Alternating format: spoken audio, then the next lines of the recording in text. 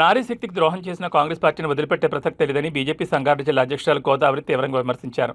పార్లమెంట్లో మహిళా రిజర్వేషన్ బిల్లుకు వ్యతిరేకంగా ఇండి కూటమి ఓటు వేసినందుకు నిరసిస్తూ రామచంద్రాపురం జాతీయ రహదారిపై బీజేపీ నాయకులు మహిళా మోర్చా ప్రతినిధులతో కలిసి రాస్తారోకో నిర్వహించారు. ఈ సందర్భంగా గోదావరి మాట్లాడుతూ ప్రధాని నరేంద్ర మోడీ 33% మహిళా రిజర్వేషన్లతో మహిళా నేతృత్వంలో అభివృద్ధికి మార్గం సుగమం చేస్తుంటే కాంగ్రెస్ మరియు ఇండి కూటమి కుట్రపూరితంగా అడ్డుకుంటున్నాయని ఆరోపించారు. మహిళలకు మేలు చేసే బిల్లులు ఆమోదం పొందకుండా అడ్డుకోవడం ప్రజాస్వామ్యానికి చీకటి రోజుగా అభివర్ణించారు.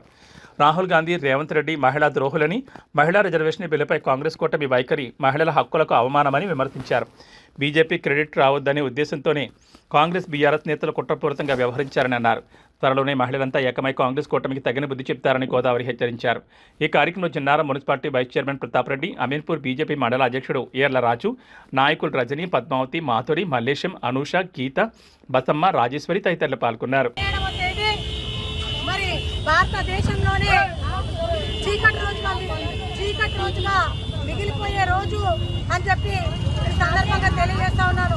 ఎందుకంటే భారతదేశంలో దేశ ప్రధాని నరేంద్ర మోదీ గారు 33% మహిళలకు రిజర్వేషన్ తీసుకొచ్చి మహిళలకు రిజర్వేషన్ కల్పించి మహిళా సాధికారిత అనేది తీసుకురావడానికి ప్రయత్నం చేస్తే కుట్రపూరితంగా కాంగ్రెస్ పార్టీ, ఇండి కూటమి కలిసి మహిళలకు మోసం చేసి చరిత్రలో నిలిచిపోయారని చెప్పి సందర్భంగా తెలియజేస్తా ఉన్నాను.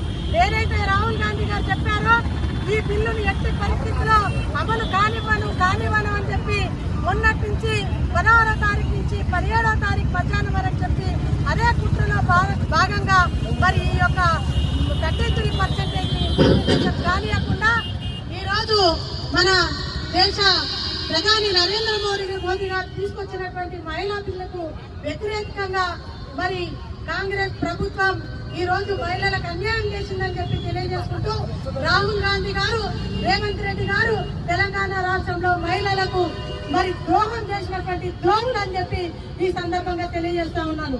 దేశ ప్రధాని నరేంద్ర మోదీ గారు మహిళలకు పెద్దపీట వేసి మహిళలను చట్టసభల్లో తీసుకురావాలని చెప్పి ప్రయత్నం చేస్తే కాంగ్రెస్ పార్టీ ఎప్పటికప్పుడు దశాబ్దాల కాలం నుండి కూడా ఎప్పటికప్పుడు మద్దతు ఇస్తున్నామని చెప్పి తెలియజేస్తూనే కాళ్ళు అడ్డం వేస్తూ మహిళలను మరి మోసం చేస్తున్నటువంటి సందర్భం నిన్న కూడా మనం చూసినాం.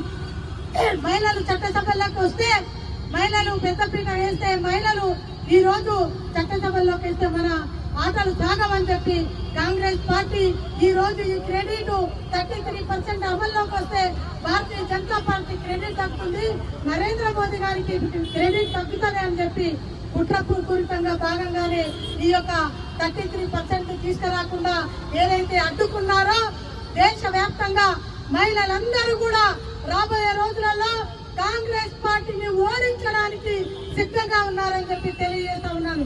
ఎందుకంటే నిన్నటికి నిన్న మహిళలకు అన్యాయం చేసినటువంటి సంగతే కాదు, తెలంగాణ రాష్ట్రంలో కూడా అనేక విధాలుగా అధికారంలోకి వచ్చి మహిళలకు అన్ని ఇస్తామని చెప్పి ఇక్కడ రేవంత్ రెడ్డి గారు కూడా మహిళలకు అన్యాయం చేశారు.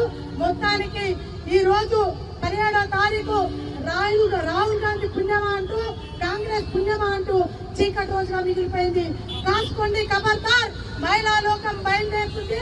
మహిళా లోకం ఎక్కడికక్కడ కాంగ్రెస్ పార్టీకి అడ్డుకొని కాంగ్రెస్ పార్టీని మరి ఖతం చేస్తాం, దేశంలోనే లేకుండా చేస్తామని చెప్పి సందర్భంగా తెలియజేసుకుంటూ నరేంద్ర మోదీ గారి నాయకత్వం, నరేంద్ర మోదీ గారి నాయకత్వం.